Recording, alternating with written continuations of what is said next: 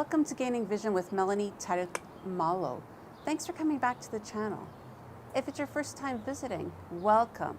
Take a second, hit subscribe, and please don't forget to like and share. Entrepreneurship is something that I'm passionate about. It's something that I love to learn and grow and learn more about from other experts in the field, other entrepreneurs. I love to listen to their stories, their journeys, what they learned, and how I can learn from all of them. And where better to learn it than on YouTube?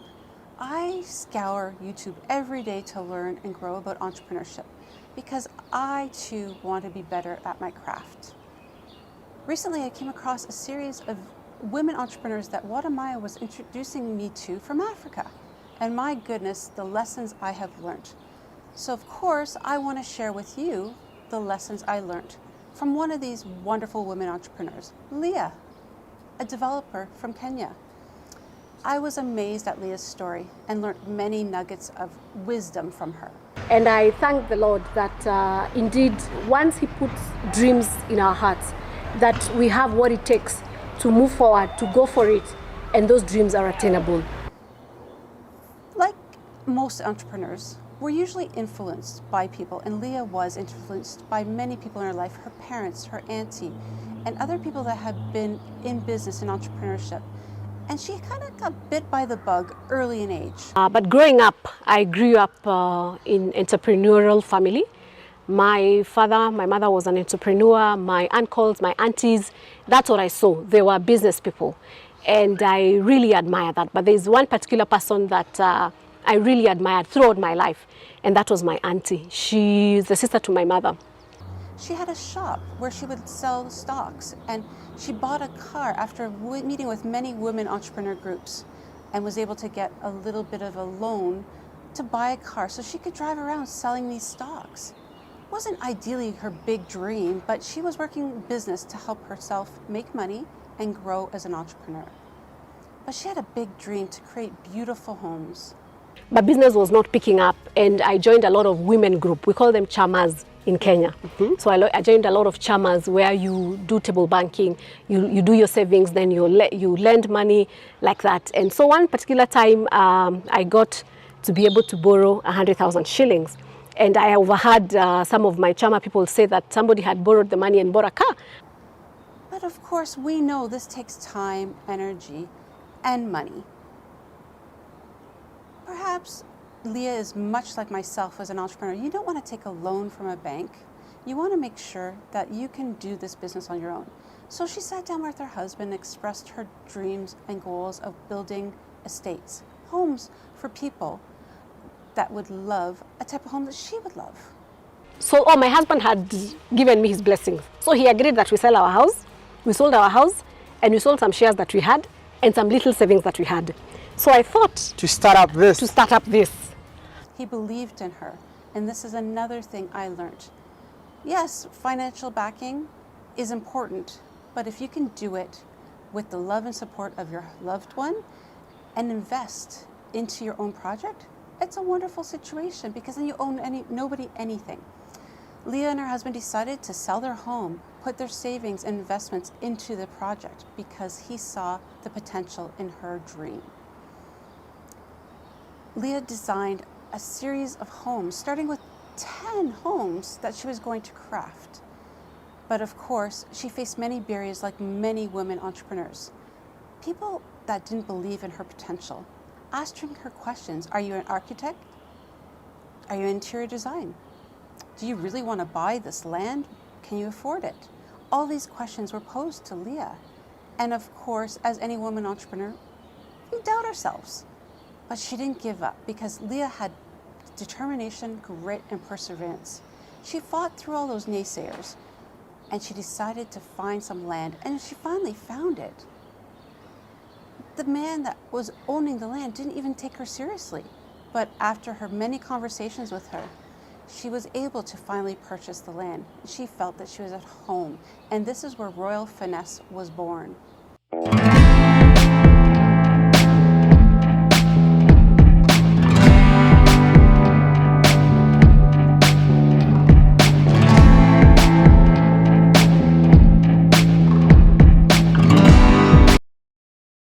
was a series of luxury homes.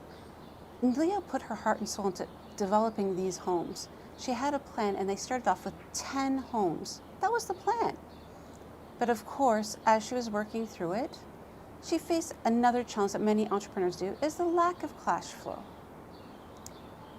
She built her showcase room, her showroom, and she was so excited because she has the business model that she was going to show the house, have people buy them, and then she'd build them. She had the wonderful open house, and people came, her friends and families, and maybe a few buyers, but really, truly, nobody bought a home. There were questions like, this location isn't great, you're asking too much money.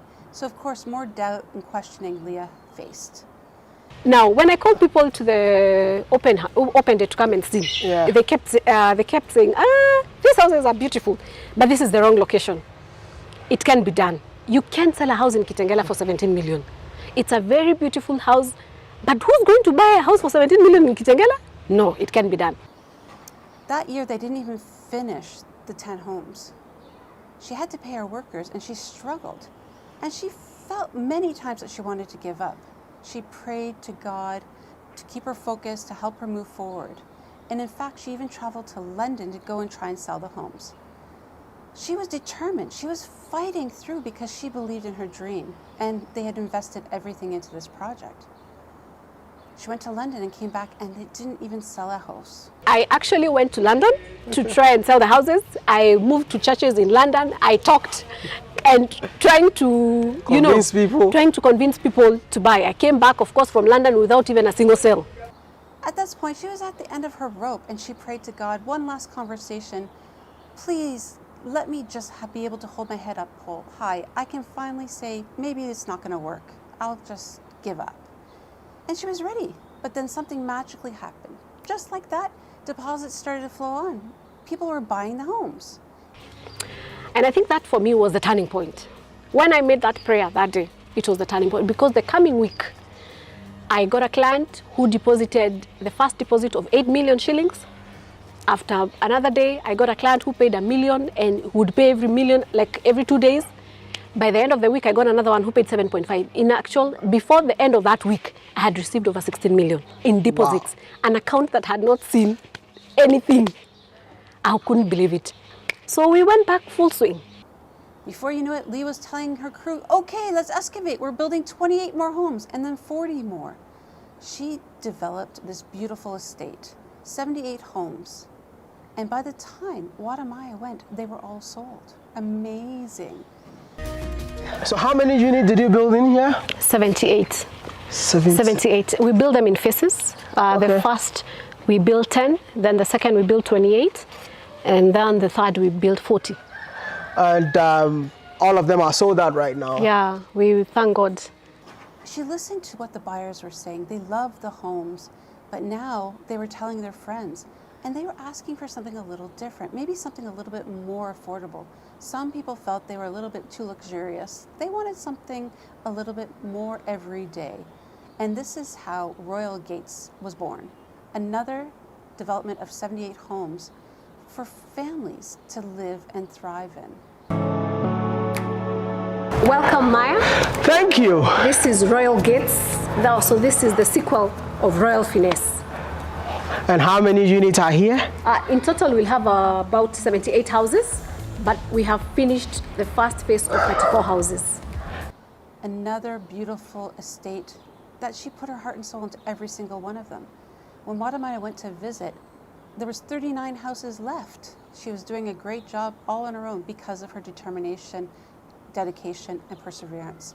Watamaya, of course, put his call to action to his subscribers to buy the 39 homes. Now, I'll be honest, this home was beautiful, a 4-bedroom home, and it was only, in Canadian dollars, $178,000. My goodness, you couldn't find a 4-bedroom home here for that much. And these were beautiful homes. As I mentioned, she kept putting her heart and soul into design and into the finishing touches. Leah has now built a following of people that had purchased homes, people that were coming from across the globe to come and find her beautiful homes. She had fulfilled her dream, and now people are even asking, what comes next? Is there something more affordable coming our way? what I thank God is that I delivered for the people. Having to see clients who bought these houses buying the other project is such a blessing to my heart, that they still believe in us and they ask, what other project are you doing? Oh wow, you're building another project. Yes. What I learned from Leah was the importance of grit, determination, and dedication. She persevered through the many struggles all of us go through, but she never gave up because she had belief in herself. Her husband believed in her, Wadamaya believed in her, and she showed me what's possible when you work hard and believe in your dream. Leah, I want to thank you for showing me and teaching me the importance of that grit, determination, and perseverance, but also for showing us how beautiful Africa is and how beautiful the homes are. I encourage you all to definitely check out Leah's estates. If you have any opportunity to travel to Kenya, I encourage you to reach out and learn from Leah, as I have learned so very much from Leah as an entrepreneur. I will continue to follow other entrepreneurs and share with you their learnings, and I hope that this has helped you learn something about entrepreneurship. If you are an entrepreneur, I encourage you to do your research, to find people like Leah to look up to model your businesses after, or perhaps emulate her work ethic. Leah is an inspiring woman and one of many that I look forward to learning from. So as I continue to do my research on YouTube to find entrepreneurs across the globe, I was excited and inspired to see many women entrepreneurs in the West preparing to travel to Africa to start or continue their business. For me, this was exciting and made me really want to learn more. And this is how I met our next woman entrepreneur I'd like to share with you today.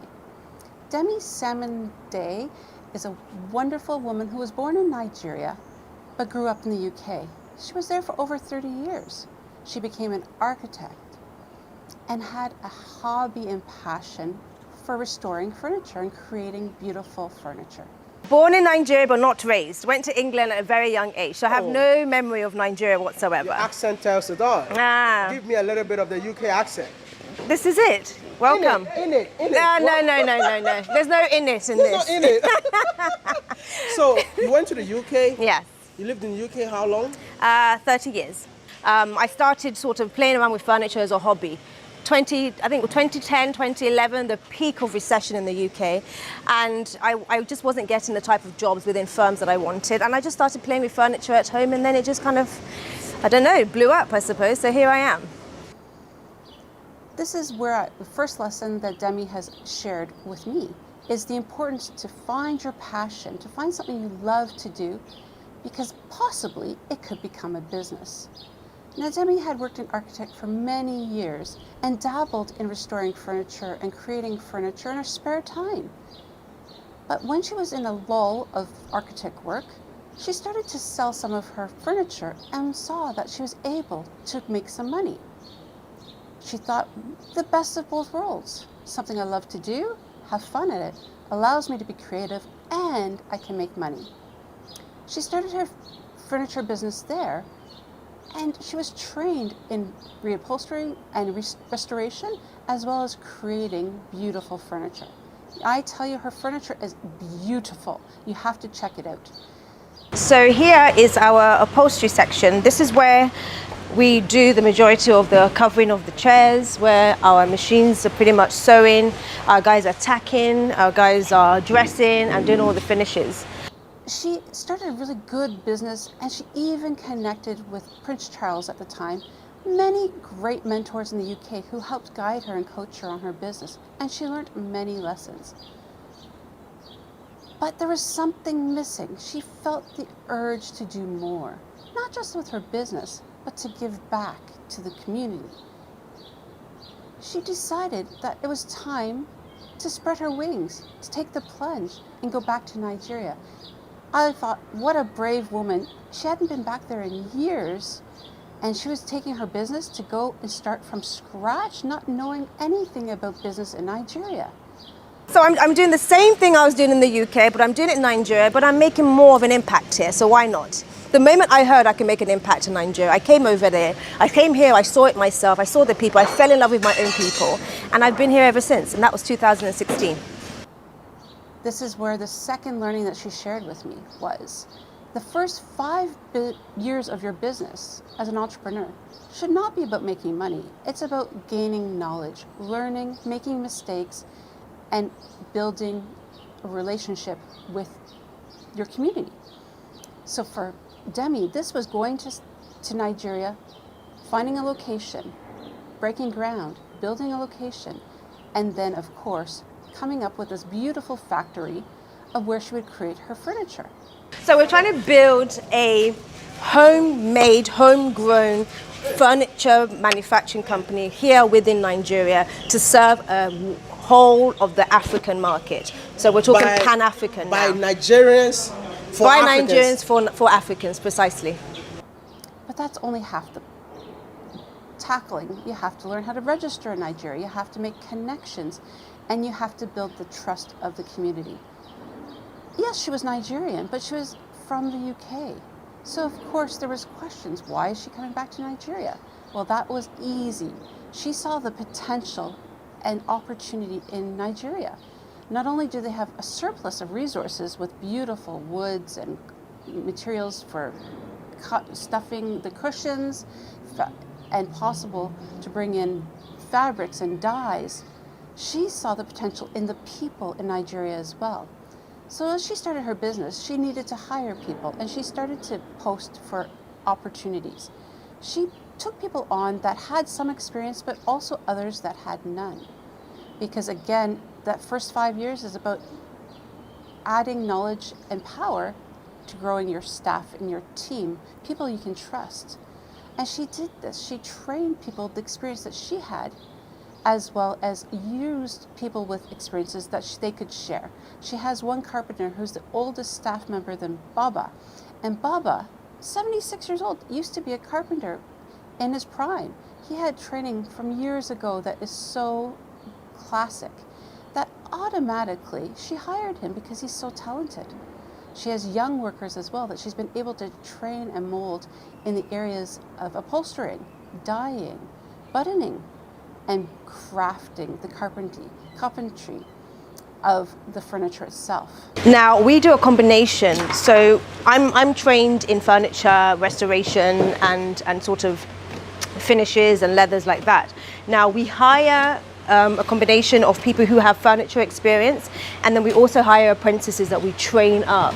But all our staff as a unit are constantly trained to improve, because again, I have certain skills that I can teach them because I've gone through that training course myself. Amazing to see how she helped develop skill sets in these individuals while growing her business. The next thing that I learned from Demi was the importance of thinking big, thinking outside the box, being innovative, not just in the styles of the beautiful furniture she was creating, but also in seeing what's possible to grow your business. As she was already training these apprentices and interns, she saw a potential of opening an academy where she could offer a program that's accredited, a 3-year program about learning how to craft furniture, as well as a mastery craft class, 5-year program. So one of the things we've been doing throughout our whole journey in Nigeria so far is we've been training people and retraining people. Okay. We're actually now expanding to basically open up a training academy for furniture manufacturing and furniture making within Nigeria. And who are the people that are Well, going to be in the academy? I actually have 2 of our female students here that can join us and come and tell us a little bit about it. Come on, girls. Oh, they're female. They're women, yes. Oh, wow, nice. Hi. You want to be a carpenter? Yeah. Are you okay? But this, of course, as the business expanded, as well as the opportunity to help train people, she needed a bigger space. That's such an inspiration. Growth within the first 4 years. Amazing. This woman, I tell you, is dynamic. She has this connection with her staff. She wants to empower them and help train them to help them grow, as well as seeing her business grow. So she found a bigger site, and this is where Wadamaya went and saw what she was doing. I don't know if you saw the Wadamaya video, but I encourage you to check it out, because he even put his hand into dyeing some of the leather. Amazing. But Demi saw potential in people and potential in her business. So she was not afraid to indulge and go for that next step in growing your business. She has a larger site where she was moving all of the crafting and building of furniture to the site, as well as adding the academy piece to it. I tell you, this is what true growth and sharing knowledge was all about. Wow. This is the new premises. This is what you'll be relocating to? This is what we're going to be relocating to. Hold on. How did you start? How did we start? We start with a hole in the wall. I actually did a video on my YouTube channel. A hole in the wall and 2 local carpenters. And we have been growing gradually and steadily ever since. How many years so far? 3.5. We're now approaching the 4th year. Demi shared some of the struggles, because let's face it, as entrepreneurs, we all face struggles that she faced. And of course, the biggest one that I think is a global dilemma or challenge we all face as entrepreneurs is funding. She expressed that yes, they struggle in the West for funding at times, but there are more resources and opportunities for funding. But in Africa, that's not the situation. Yes, there's a lot of opportunities for African business people to learn and grow and invest, but still the struggle is to find investors and funding resources. For me, I personally think this is a golden opportunity for investors abroad to look at small businesses in Africa and see the amazing work they're doing, the quality of work that Demi's company is doing, and invest in this. To me, it's a win-win because we know the market is growing in Africa. So it makes good business sense for investors to go that route. Today, our biggest challenge really is about funding. You know, as a small business, we're constantly struggling in ways that other businesses in the West are possibly not struggling because they have access to funding. Within Africa, we simply are just struggling with that. So really for us, it's just always looking for opportunities for funding and looking for opportunities for investors to help us just get that growth spur that we desperately need. Let me understand. Are you looking for investors right now? Yes, of course we're looking for investors. We're a small scale business that's really trying to make a difference. So definitely an investor coming on board will make a world of a difference for us. As I learned more about Demi and her beautiful creative business, I was inspired to go and check out her YouTube channel to learn more about her as a woman and as an entrepreneur. And I found a plethora of resources for me as an entrepreneur. She shares her experiences, she talks to other entrepreneurs, and has nuggets of information about starting a business in Africa. I would highly encourage you all to check out her YouTube channel as well as her online presence, Instagram and Facebook. For me, I think the biggest takeaway, though, from Demi is the importance of mentorship. In the UK, she had many mentors that helped her craft her business and learn about starting your own business in the furniture. She uses her skill sets as an architect and a furniture designer and restoration to share with those around her through her academy. So she's a mentor to many people, but she also had to find mentors in Africa because she didn't know anything about starting a business in Africa.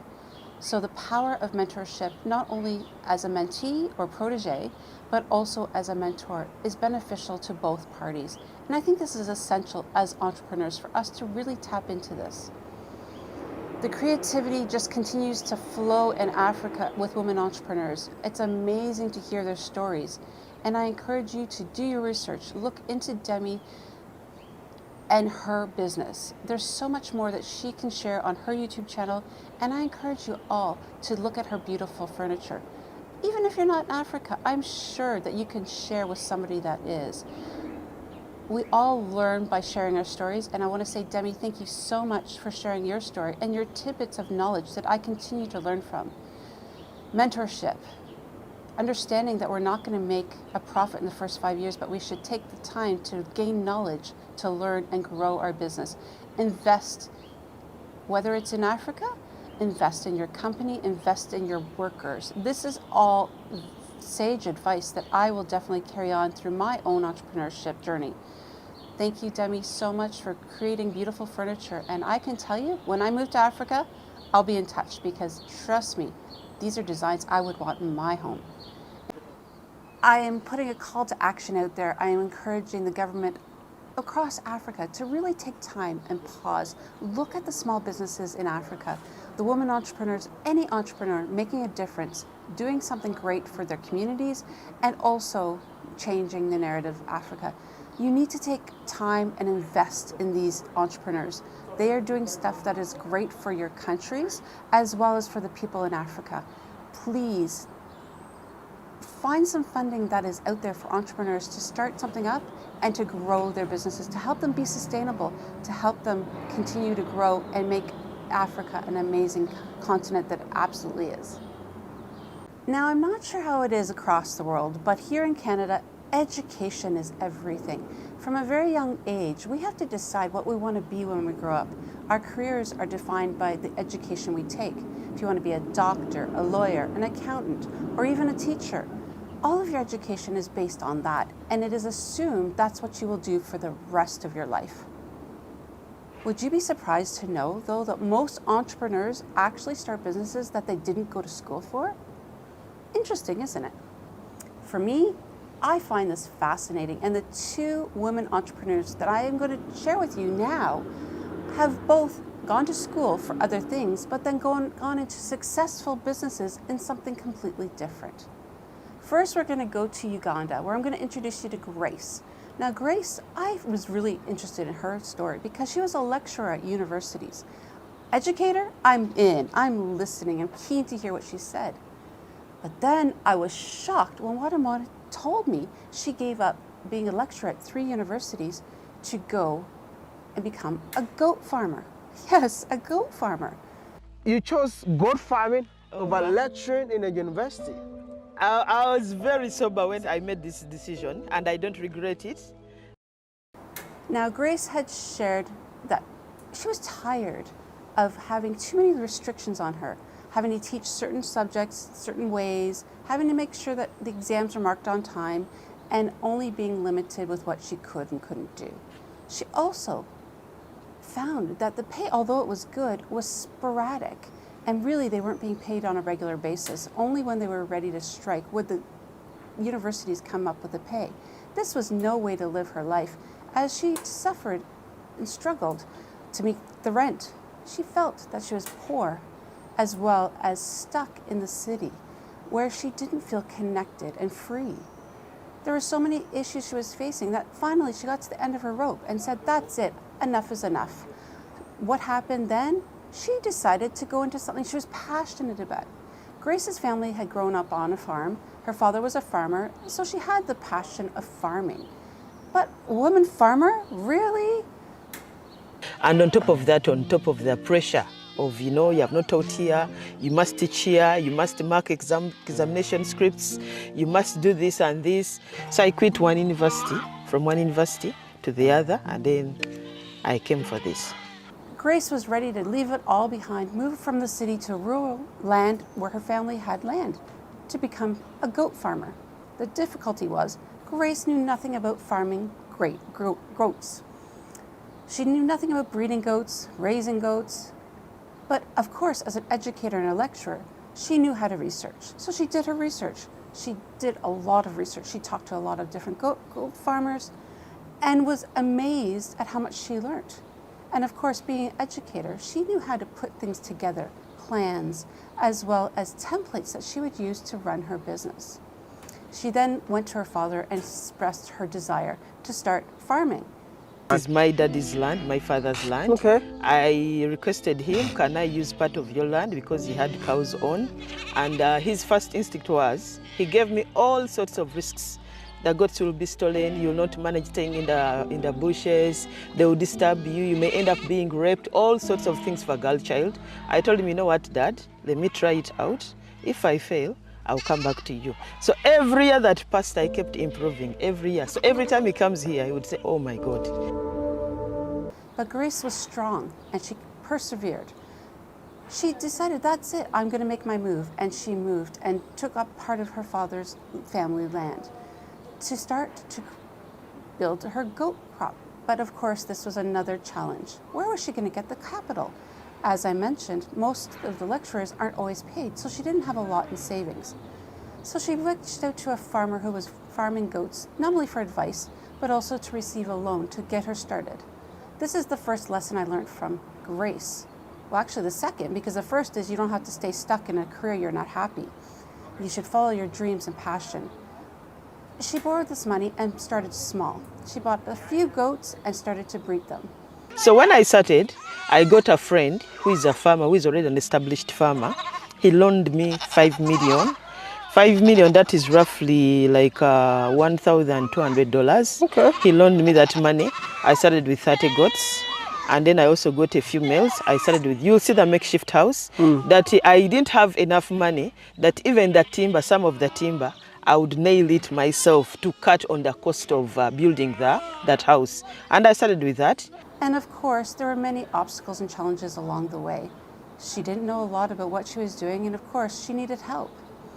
She reached out to the youth, encouraging them to come and help her, because she, as an educator, wanted to help the youth. But she faced a barrier. The youth didn't really want to work, and definitely farming can be dirty work, so they thought. She would provide great opportunities for them, but then if they saw something better on the next side, they would leave. So turnover was a very big challenge for Grace. The major challenge, every farm experiences unique challenges, but here my uniquest challenge is I get a high staff turnover because I use youth. They're illiterates. You cannot bind them using an agreement. You bring in somebody today with the right conditions, you give him the good money, you give him all the incentives, medical, you have somebody to cook for them good food, you interact with them, they have a TV, they watch soccer anytime, you give them all the kind of information. But somebody out there will call him and tell him, you know what? We are having an increment of roughly $5. He'll run away. And after 3 months, he realizes that he was duped. He wants to come back. And my resolve on that, I never bring back somebody who has left. So one, high staff turnover, the youth do not want to work. Again, like any entrepreneur, there are times you want to give up, but yet what fascinated me with Grace is she persevered. She kept doing her research. She kept talking to people and learning from the best. As her capital and as her crops and different goats started to grow and profits started to grow. And she started to see the potential of what was possible. She started to do more research into the type of workers she was looking for. Finally, she got a good solid group of individuals that helped her get established. And then finally she built her home, forever home as she calls it. Grace showed that despite the challenges, the ups and downs, and of course, things that you can't control, such as manpower, the weather, and sickness in goats, you can still have a profitable business. What I loved most about Grace is what she shared.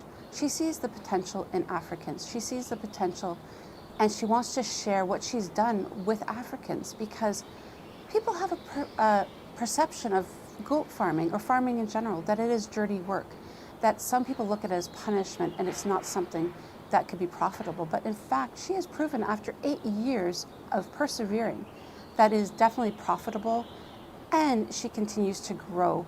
Not only does she have more goats, she's making a larger profit, and she's now training farmers to do things the way that she's learned. The issue of market, I have a very high demand for goats. My goats are highly sought after, that sometimes I switch off. Actually, right now I've switched off my phone. It would be buzzing. A lot of people saw her as a woman, somebody that wouldn't last in farming. But in fact, she makes it look easy. There's so much that people are coming to her to learn from. It's amazing to see how Grace has flourished over the last 8 years, and her dad is definitely proud. As I explored more entrepreneurs, I now discovered, and we'll go back over to Kenya. Kenya seems to be really shining the light on entrepreneurship. But Wadamaya introduced me to Nava. Nava was somebody who trained as a lawyer and an accountant. She went overseas to go to school, and she really saw the best in the States where she was educated.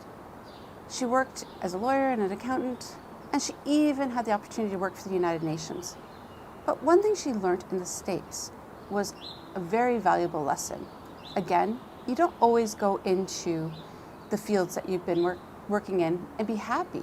In fact, you might want to find something else that you're passionate about. Yeah, so I'm Navalayo Osembo. I am a lawyer and accountant by training. Oh. I did international development, and now I'm making shoes. You're a so lawyer. you don't have to study, you don't have to work what you studied. That's also the one thing I've learned, which especially in this world where people say, show us how many years of experience.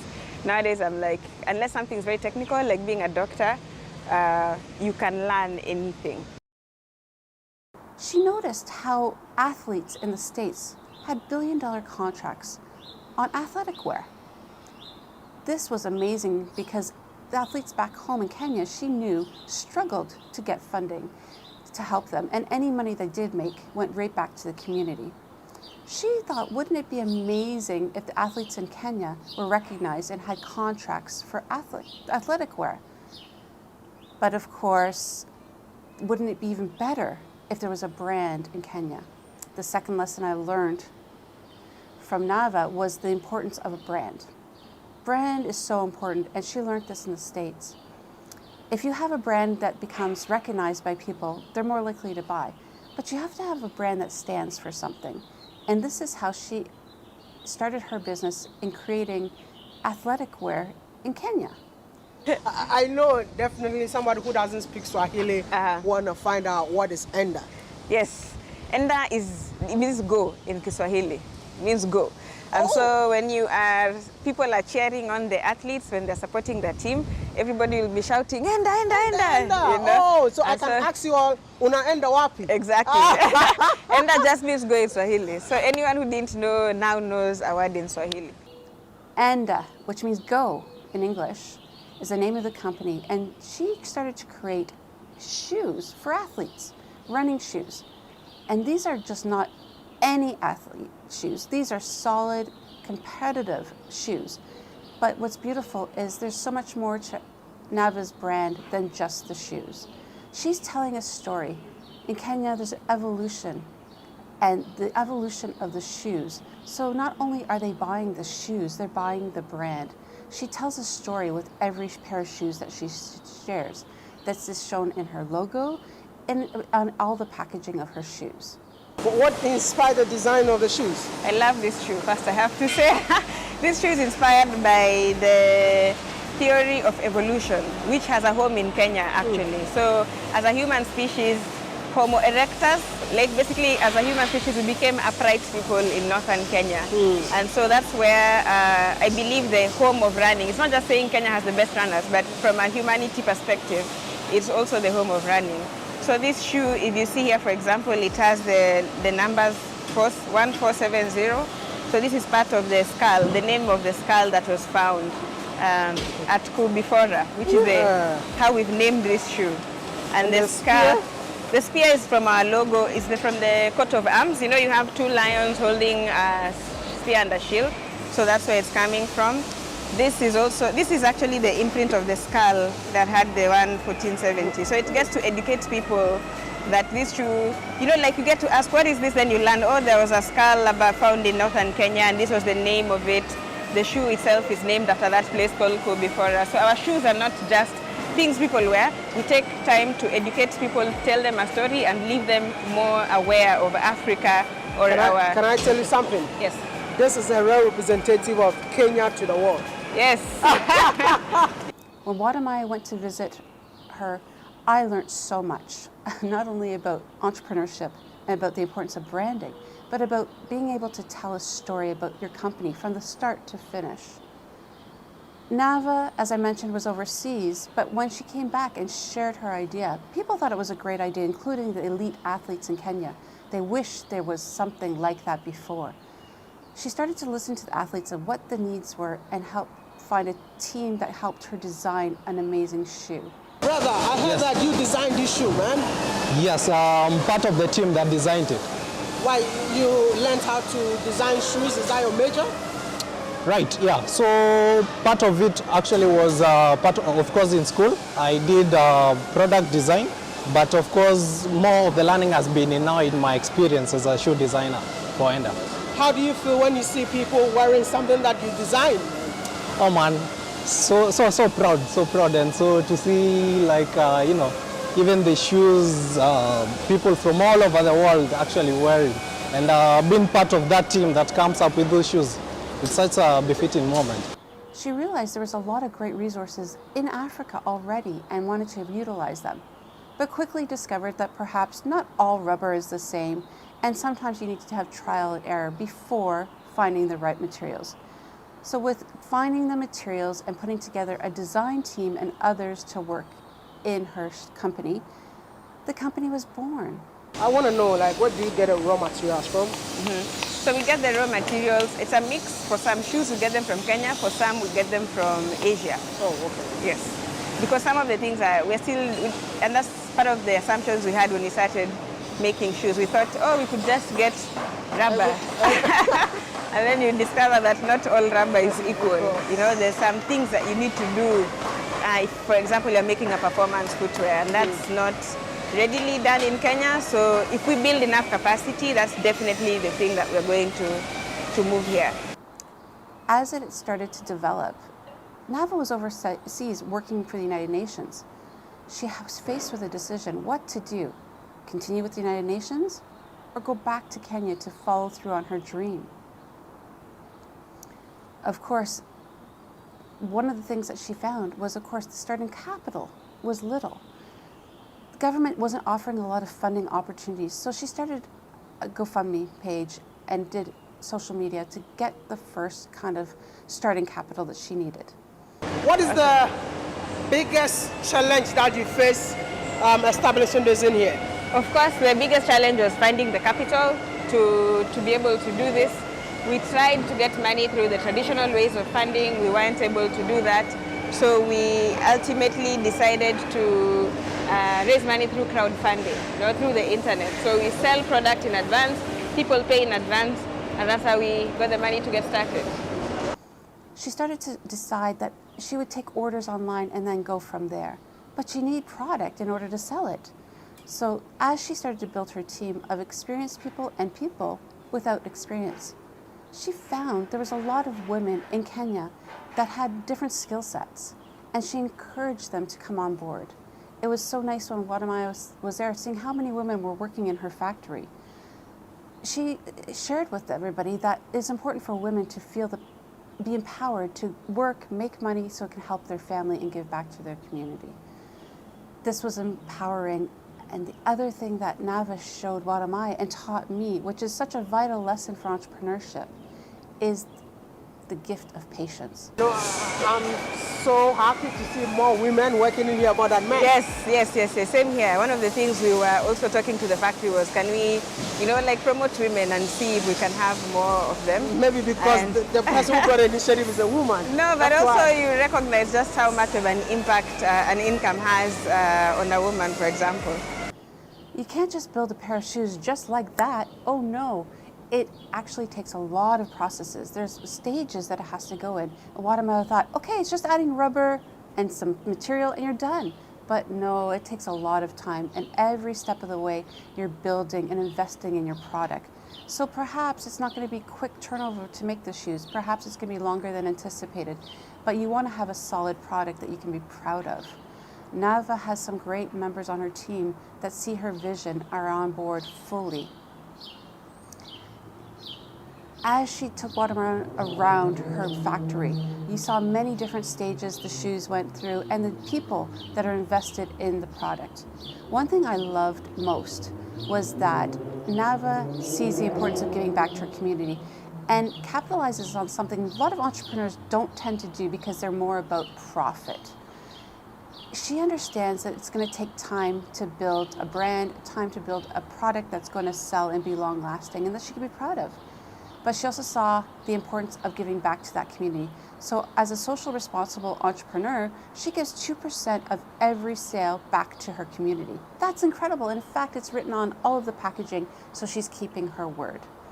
And then also the bags, these ones have been made in Nairobi, we ship them here. So the bag is important because it's called a kanga. A kanga is a traditional Swahili fabric. So we also give you a touch of Kenya. And then at the back of each, we write for example, this shoe was inspired by the superb sterling bird. Mm-hmm. So someone gets to learn about that.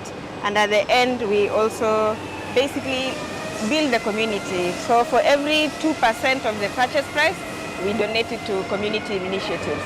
So it's not just buying the shoe, it's more of letting people know that this is a commitment we've made as a company. Let's see. Brand, patience, the importance of giving back, building your capital slowly but surely and not rushing and thinking you're going to have profit straight off. All these are lessons that Nava was showing me in her experience. But also, most importantly, what Nava shared for me was powerful. When you have a brand that people are proud of and proud of wearing, it's important to ensure that you're sharing it with the continent of Africa. Nava sees such potential in Africans and in the athletes in Africa that she wants to ensure that this is a brand that people will know all across Africa, and ensuring that not only Africans but people across the globe see the value in her brand.